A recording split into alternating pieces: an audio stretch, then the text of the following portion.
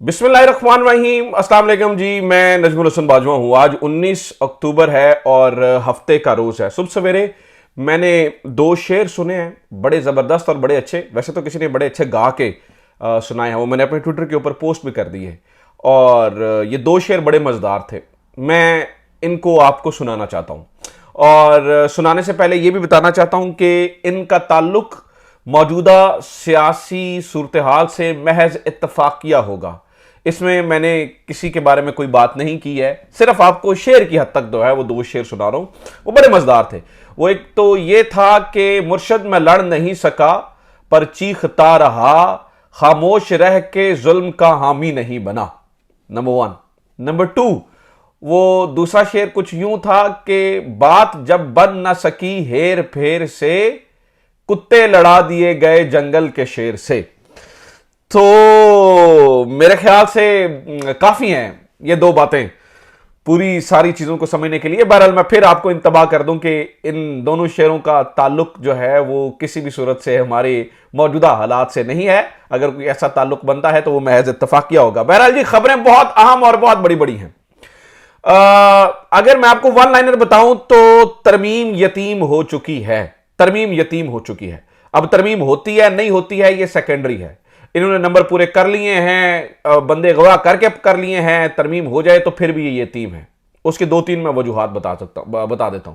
Number one तो अभी ताजा तरीन अपडेट यह है कि इमरान खान से वफ्द मुलाकात के लिए गया और मुलाकात करके बाहर निकल आया है और अभी मौलाना से मुलाकात करने के लिए चला गया है। जब मैं ये वीडियो रिकॉर्ड कर रहा हूं तो मौलाना से मुलाकात के लिए ये वफ्द चला गया है और कुछ देर में प्रेस कॉन्फ्रेंस हो जाएगी जिसमें इमरान खान का मौक़िफ़ सारी दुनिया के सामने रख दिया जाएगा कि इमरान खान ने क्या कहा है। अडयाला की ये मुलाकात सुबह से क्यों लटकाई गई, क्यों देर हुई, किन दो बंदों को क्यों नहीं जाने दिया जा रहा था, इसके ऊपर मुकम्मल तफसीलात और अंदर क्या बातचीत हुई और अभी क्या प्रेस कॉन्फ्रेंस होने जा रही है, इसके ऊपर कुछ बात करेंगे। तकरीबन 4 बजे के करीब, अभी 4 बज चुके हैं तकरीबन, जब ये वीडियो पब्लिश होगी तो ये बहुत बड़ी ब्रेकिंग न्यूज कुछ ही देर में इस गुफ्तगू की सूरत में आ जाएगी। लेकिन अभी जो मामला है वो उससे भी ज्यादा अहम है।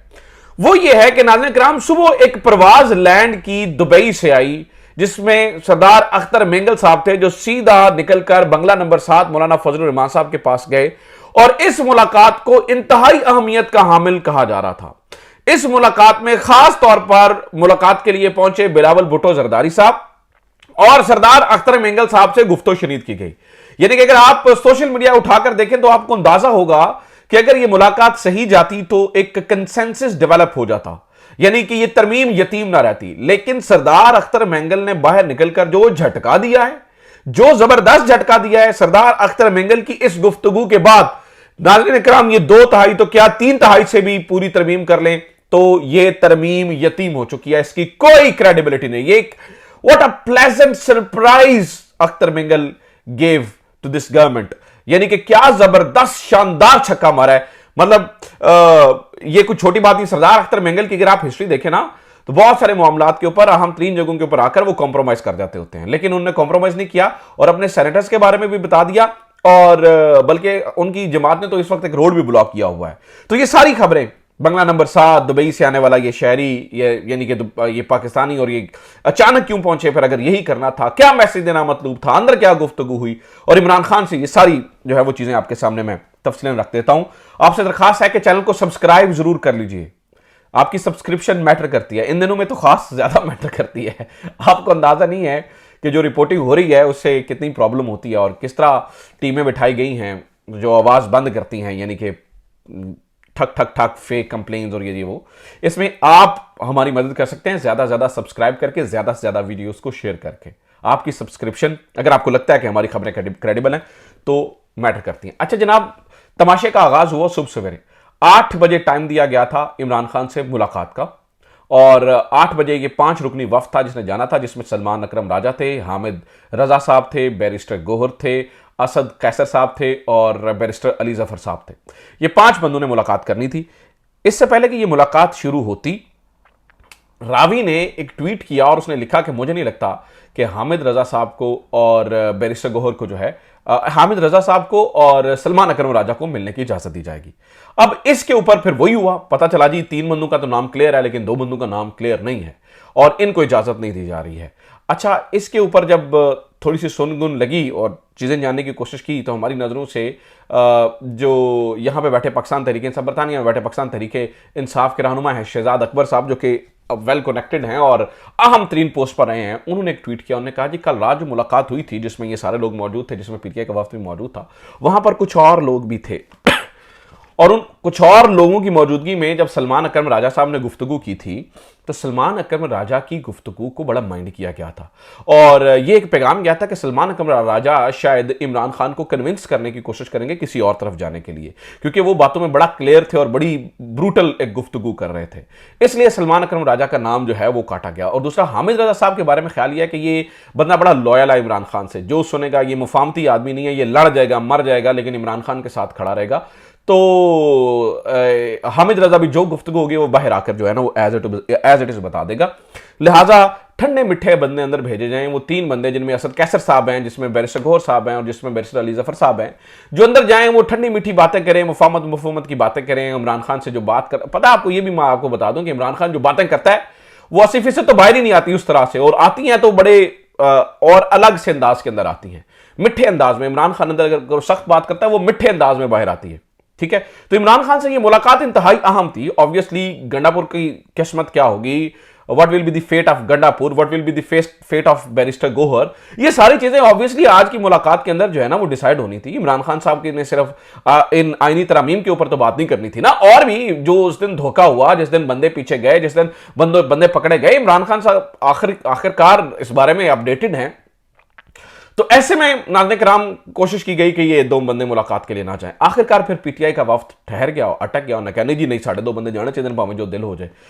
फिर जनाब ये बंदे गए मौलाना साहब के पास। अब मैं आपको एक मजे की बात बताऊं, आई डोंट नो मौलाना किस तरफ जाते हैं, लेकिन इस बंदे ने, मौलाना ने डीजल से अर्के गुलाब का सफर जैसे तय किया है, आपकी सोच है। यानी कि ये बंदा अटक गया है, खड़ा हो गया है। अभी ये देखिए कि मौलाना ने जो किरदार अदा कर रहे हैं मौलाना फजल रहमान, वो बड़ा जमहूरी किरदार है। इमरान खान और मौलाना की बहुत बड़ी मुखालफत रही है। आज इमरान खान से जो मुलाकात हो पाई है इस पूरे वफ्द की, उसके पीछे मौलाना फजल रहमान का किरदार है। आप इस बात को ज़हन में रखिएगा। इसमें पीटीआई की अपनी नाअहल क़यादत की कोई एफर्ट नहीं है, ना ही नाअहल क़यादत इतना जोर डाल सके। ये तो एक डॉक्टर को अंदर नहीं भिजवा सके थे, ये तो एक डॉक्टर को अंदर नहीं लेके जा सके थे, तो इनके पीछे इनके पल्ले बात कौन सी है? पीटीआई की नाअहल कॉम्प्रोमाइज्ड क़यादत इतनी तगड़ी है ही नहीं है कि जो इमरान खान से मुलाकात कर पाती।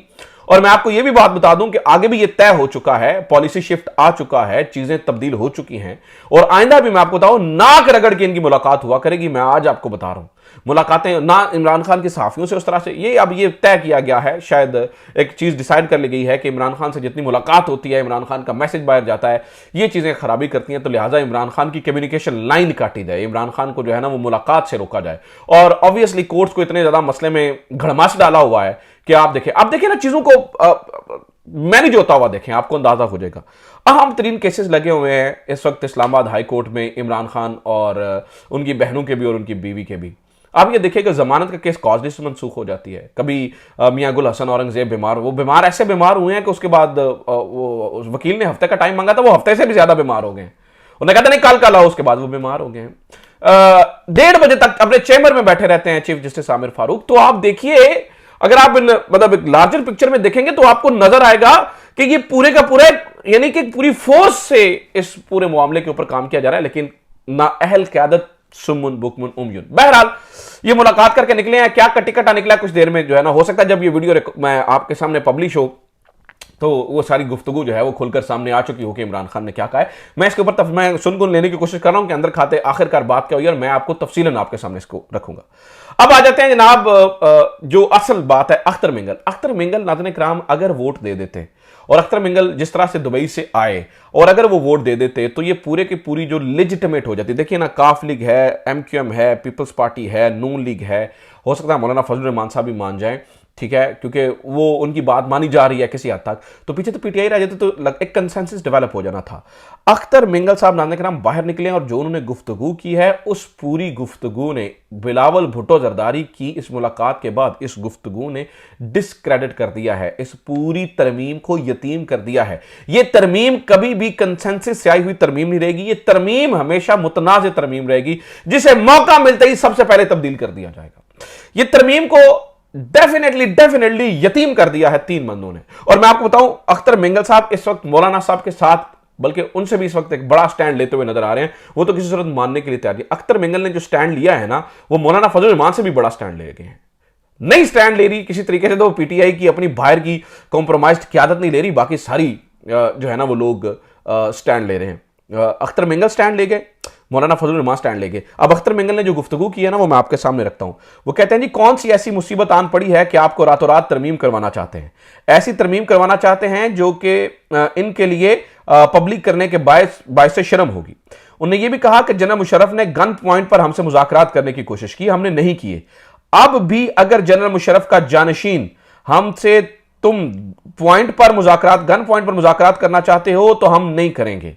उन्होंने कहा जी, अब भी अगर जनरल मुशर्रफ के जानशीन हमसे गन पॉइंट पर मुज़ाकरात करना चाहते हैं तो हम नहीं करेंगे। उन्होंने कहा जी, जो तरामीम हमसे करवाना चाहते हैं वो तरामीम नहीं, बताओ तो सही, ना कि वज़ीर आज़म और ना ही डिप्टी वज़ीर आज़म हमें तरमीम दिखा सकता है। हमारे सेनेटर्स का कारोबार बंद किए जा रहे हैं, हमारे सेनेटर्स को दबाव में लाने की कोशिश हो रही है। हमारे सेनेटर्स कासिम रोंझो और उसका बेटा 5 दिनों से गायब हैं। सेनेटर मैडम नसीमा एहसान का शोहर और बेटा अगवा कर लिया गया है। हम तो बलूचिस्तान से आए थे कि आप लापता अफराद हमारे हवाले करोगे, तुमने तो हमारे सेनेटर को ही अगवा कर लिया। अब ये गुफ्तगू सुन रहे हैं, ये बड़ी डेंजरस गुफ्तगू। कहते हैं हम तो बलूचिस्तान से आए थे कि तुम लापता अफराद हमारे हवाले करोगे, तुमने तो हमारे सेनेटर्स को ही अगवा कर लिया है। उन्होंने ये भी कहा कि आपके नजदीक वोट की इज्जत यह है, आपने वोट की इज्जत की खातिर हमें सड़कों पर निकाला, आपने वोट की इज्जत की खातिर हमारे साथ इत्तेहाद किया, लेकिन नसीमा एहसान से सेनेट में बात नहीं हो रही थी। वो रो रही थी कि मेरे बेटे और शोहर को अपने पास रखकर वोट मांग रहे हैं। ठीक है, उन्होंने ये भी कहा कि पार्टी को सेंट्रल एग्जीक्यूटिव कमेटी अपने सेनेटर्स के इस्तीफों का इख्तियार मुझे दे दिया है। अब मैं मुस्ताफी हो चुका हूं, सेनेटर्स के मुतालिक फैसले पर देर नहीं करूंगा। अगर आपने वोट लेने की कोशिश की तो उससे पहले पहले मैं सेनेटर से इस्तीफा दिलवा दूंगा। मौलाना से मुलाकात के लिए जो है वो उसके बाद उन्होंने एक और बड़ी बात की, जो अहम तरीन बात थी ना नाज़रीन किराम, वो मैं आपको बताता हूं। उन्होंने कहा कि जनाब ऐसा कीजिए कि एक अगवाई तरमीम भी शामिल कर लीजिए। 1973 के आइन में एक शिक डाल दीजिए यरगमाली तरमीम।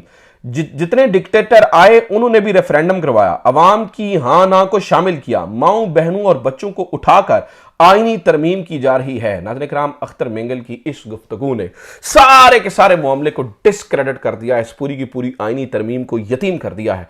और अब यह हो रहा है कि इजलास मुलतवी पे मुलतवी होते चले जा रहे हैं। पहले काबीना का इजलास मुलतवी, फिर सेनेट का इजलास मुलतवी, फिर कौमी असम्बली का इजलास मुलतवी। आज इन्होंने रात देर तक कोशिश करनी है कि किसी तरीके से साड़ी गल बन जाए। आज इन्होंने कोशिश करनी है रात देर तक कि हम किसी तरीके से जो है ना वो ठप्पा लगा दें। लेकिन मैं आपको कैटेगोरिकली नाज़रीन किराम बता रहा हूं, इस वक्त गेम इनके हाथों से निकल चुकी है। आप ब्रूट एक मेजॉरिटी के साथ, बिलावल भुट्टो का लफ्ज़ इस्तेमाल कर रहा हूं ना, ब्रूट मेजॉरिटी। इनके नाना ने कहा था जो ढाका जाएगा उसकी टांगे तोड़ दूंगा। आज उसका नवासा कह रहा है ब्रूट मेजॉरिटी से तरमीम करूंगा। इनके खानदान ने आइन तो दिया है, साथ में आइन के साथ डाइन भी बन गए हैं, आइन के साथ डाइन भी बन गए हैं, जो कि जमहूरियत को खा रही है। यह डाइन जमहूरियत को खा रही है। इस तरफ नाज़रीन किराम, लिहाजा एक तो सिचुएशन ये चल रही है। अब जरा फर्ज करते हैं तरमीम हो जाती है, तरमीम होने के बाद तमाम ये यतीम तरमीम हो जाती है। तो यतीम तरमीम के बाद सारी नजरें नाज़रीन किराम जस्टिस याहया आफरीदी पे आ जाएंगी, क्योंकि अब 3 के पैनल की बात की जा रही है। ये 3 का पैनल, क्योंकि अब तो बंदे उठा लिए हैं। पहले तो मौलाना फजल रहमान साहब का मसवदे के मुताबिक वो पैनल चैनल कोई नहीं था। अब चूंकि उन्होंने बंदे शंदे उठा लिए हैं तो बिलावल भुट्टो के अंदर भी अकड़ आ गई और उन्होंने कहा तुम फिर करके दसने आइए वो। तो तमाम तर नजरें जस्टिस याहया आफरीदी पे हैं। अब देखना यह है कि जस्टिस याहया आफरीदी जस्टिस जावेद इकबाल बनते हैं या जस्टिस भगवान दास बनते हैं। इस पूरे मामले पर अजहर मुशवानी ने एक तहरीर लिखी है, वो मैं तहरीर आपके सामने पढ़ना चाहता हूं। वो कहते हैं जी, जस्टिस याहया आफरीदी साहब, आप जस्टिस जावेद इकबाल बनना चाहेंगे या जस्टिस भगवान दास। 9 मार्च 2007 को जनरल मुशर्रफ ने जस्टिस इफ्तिखार चौधरी से जबरदस्ती इस्तीफा लेने का फैसला किया। इनकार पर उसे मुअत्तल करके सुप्रीम जुडिशल काउंसिल भेज दिया गया। उस वक्त सीनियर तरीन जज जस्टिस भगवान दास मुल्क में मौजूद नहीं थे। तीसरे नंबर से जस्टिस जावेद इकबाल, साबिक चेयरमैन नैब वाले, जस्टिस जावेद इकबाल को कायम मकाम चीफ जस्टिस और चेयरमैन सुप्रीम जुडिशल काउंसिल बनवाया गया। जस्टिस जावेद इकबाल की सरबराही में 5 रुकनी सुप्रीम जुडिशल काउंसिल ने इफ्तिखार चौधरी के खिलाफ कार्रवाई शुरू की तो साफ जाहिर था कि जावेद इकबाल खुद मुस्तकबिल का चीफ जस्टिस बनने के चक्कर में है और Supreme Judicial Council Iftikhar Chaudhry को फारिग कर देगी।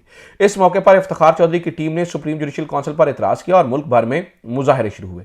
24 मार्च 2007 को जस्टिस भगवान दास ने वतन वापसी पर चार्ज संभाला, सुप्रीम जुडिशल काउंसिल की कार्रवाई रोकी और 13 रुकनी फुल कोर्ट बनाया, जिसने 20 जुलाई को इफ्तिखार चौधरी को बतौर चीफ जस्टिस बहाल कर दिया। जस्टिस जावेद इकबाल बाद में Abbottabad commission, missing person commission और नैब में भी मेहरबानों का सहूलतकार बना रहा। माल खूब कमाया लेकिन इज्जत नहीं, और तारीख में भी बदतरीन अल्फाज में याद किया जाएगा। जस्टिस भगवान दास ने चीफ जजी की कुर्सी की लालच को अपने करीब नहीं आने दिया, लेकिन तारीख में अपना नाम सुनहरे हरूफ में लिखवा दिया। अब नून लीग और पीपल्स पार्टी अपने मेहरबानों के साथ मिलकर सीनियर तरीन जज जस्टिस मंसूर शाह की जगह तीसरे नंबर के जज जस्टिस याहिया अफरीदी या चौथे नंबर के जज जस्टिस अमीनुद्दीन को चीफ जस्टिस बनवाना चाहते हैं। जस्टिस अमीन तो मशहूरी टौटी की वजह से हैं, क्या जस्टिस याहिया अफरीदी भी इस लालच में आकर अपनी इज्जत गंवाएंगे? सवाल है। तारीख आज फिर अपने आप को एक दोराहे पर खड़ा कर रही है। अब यह जस्टिस याहिया अफरीदी पर मुनहसर है कि वो तारीख में अपना नाम जस्टिस जावेद इकबाल और जस्टिस हमीद डोगर के साथ लिखवाना चाहते हैं, या फिर वो जस्टिस भगवान दास के साथ अपना नाम लिखवाना चाहते हैं। तो ये वाकई तारीख तय करेगी, ये तारीख पे तय है कि क्या होता है। सो ये अब तक की खबरें हैं, देख लेते हैं अभी कुछ देर में क्या खबर सामने आती है। अपना ख्याल रखिए। खुदा हाफिज। पाकिस्तान जिंदाबाद।